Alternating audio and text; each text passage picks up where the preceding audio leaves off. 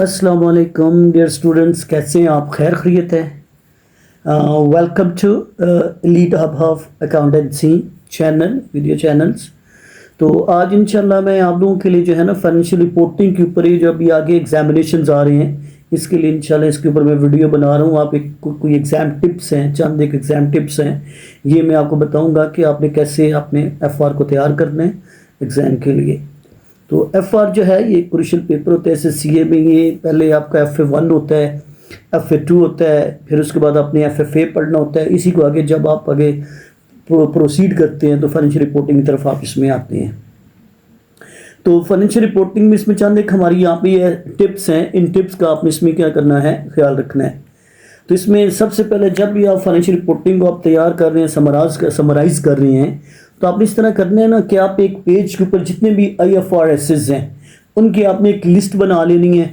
उसके आपने important notes अपने साथ बना लें, एक समरी बना लें और इंपॉर्टेंट नोट्स उसमें बना लें भी। IFRS ये वाला IFRS फॉर एग्जांपल 1 है, IS 2 है, या इसके बाद हमारे पास फॉर एग्जांपल IS 7 है, जितने भी नंबर ऑफ डिफरेंट किस्म के IS 12 है, IS 23 है, जितने भी हमारे पास स्टैंडर्ड्स वगैरह हैं, तो इन सारों की आपने क्या करना है, सबके नाम लिख के ताकि इसके इंपॉर्टेंट जो पॉइंट्स हैं जो आप क्वेश्चन सॉल्व करते वक्त तो आपको पता होना चाहिए, तो वो क्वेश्चन जो इंपॉर्टेंट पॉइंट्स हैं वो अपने साथ आप लोग इसमें नोट कर ले। ठीक है, तो आपने इस चीज़ का क्या करना है, ख्याल रखना है। इसके आप बल्कि एक पेज के ऊपर सारे स्टैंडर्ड्स लिख लें और उसके जो इंपॉर्टेंट जो पॉइंट्स हैं, जो ज़रूरी उसके जो पॉइंट्स हैं, वो आगे आप एक समरी में लिख लें। तो जिस दिन आपने पेपर के लिए जाना है तो एक दिन जाने से पहले आप इनको ज़रा बस सिर्फ एक क्या कर लें, रिव्यू कर लें, ताकि क्वेश्चन सॉल्व करते वक्त आपके जेहन में वो स्टैंडर्ड्स के जो पॉइंट्स हैं वो आपके जेहन में रहे, उनको बुलेट्स की सूरत में आप लिखें अपने साथ। ठीक है, सिमिलरली आपने अगर जो जितने भी हमारे पास वहाँ पे कोई लॉन्ग क्वेश्चंस आते हैं या केस स्टडीज़ वगैरह आती हैं, उसकी पहले से आपने, जिसमें फॉर एग्जांपल फाइनेंशियल स्टेटमेंट्स हैं, इसमें statement of profit and loss and other comprehensive income है, स्टेटमेंट ऑफ फाइनेंशियल पोजीशन है, कैश फ्लो स्टेटमेंट है, तो ये सारी आपने क्या करनी है, प्रॉपर एक कंप्लीट एक न्यूमेरिकल क्वेश्चन इसके ऊपर आप सॉल्व करें पेपर्स में जाने से पहले। एक आप केस स्टडी आप उसमें ले लें, उस केस स्टडी को सामने रख के आप उसको कंप्लीट आप उसको सॉल्व करें, तो इससे भी इंशाल्लाह आपको आइडिया होगा कि इसमें आप जो एडजस्टमेंट्स हैं, जो इसमें जितनी भी ईयर एंड एडजस्टमेंट्स हैं, उनको आपने कैसे हैंडल करने हैं।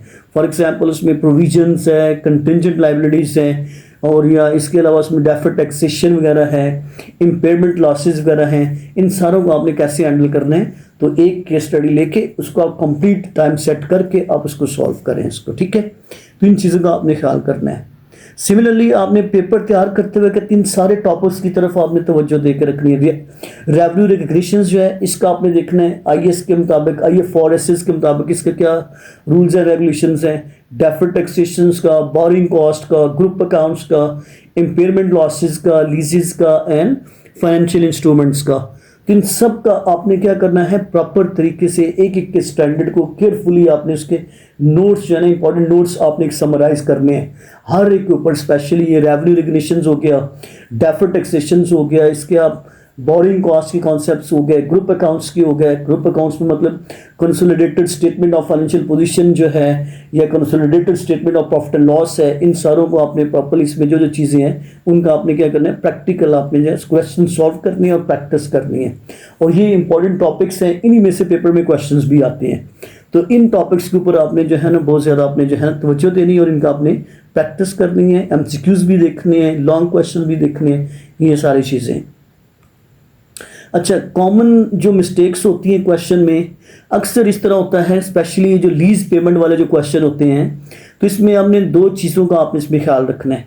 एक तो इसमें ये करना है कि क्या वो पेमेंट इन एडवांस है या at the end of the year है। अगर पेमेंट इन एडवांस है फिर वो 0 से स्टार्ट होगी, अगर एंड ऑफ द ईयर है तो वो फिर 1 से स्टार्ट होगी। तो इस चीज़ का आपने इसमें क्या करना है, ख्याल रखना है।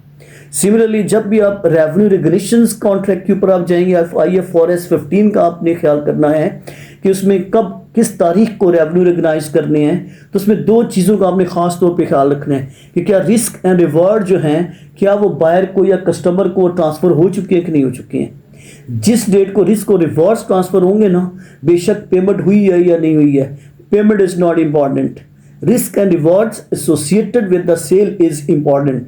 सो on that date you have to recognise the revenues, आपने क्या करने हैं उसमें रिकग्नाइज करने हैं। तो ये चीज़ आपने इसमें क्या करना है, ख्याल करना है IFRS 15 में। सिमिलरली ये अक्सर जो ग्रुप अकाउंट्स हैं, बिजनेस कॉम्बिनेशंस और कंसोलिडेशन अकाउंट्स हैं, इसमें अक्सर जब हमने कोई कंसिडरेशन निकालना होता है तो उसमें जो परसेंटेज ऑफ ओनरशिप है उसको हम इग्नोर करते हैं, या ग्रुप रिटेन अर्निंग्स जब हमने फाइंड करनी होती है परसेंटेज ऑफ ओनरशिप हमसे इग्नोर हो जाती है। तो ग्रुप रिटेन अर्निंग्स में भी, या जब हमने कोई फेयर वैल्यू ऑफ NCI निकालनी होती है, या जब हमने फेयर वैल्यू ऑफ कंसिडरेशन आपने कैलकुलेट करना होता है, तो उसमें डेफिनेटली आपने ये कोशिश करनी होती है कि जितनी परसेंटेज ऑफ ओनरशिप है उसको ज़रूर से मल्टीप्लाई किया करें। स्पेशली ये ग्रुप रिटेन अर्निंग में, ग्रुप रिजर्व्स में और इन सारी चीज़ों में आपने क्या करना है, ख्याल रखना है। तो इंशाल्लाह ये जितने भी आप जब पेपर आप बनाते हैं, पेपर के लिए जब आप तैयार होते हैं ना, तो इसमें आप लोग कोशिश करें कि आप कोई भी मतलब जो स्पेशली जब आप पेपर में आप जा रहे हैं, जब पेपर आप पढ़ रहे हैं, आपके सामने क्वेश्चन पेपर आ रहा है, तो केस सिनेरियोज को केयरफुली आप पढ़ें और इसकी एक एक रिक्वायरमेंट को क्या करें, आप लोग जो है ना उसको स्टडी करके उसके मुताबिक आप उसको आंसर दें।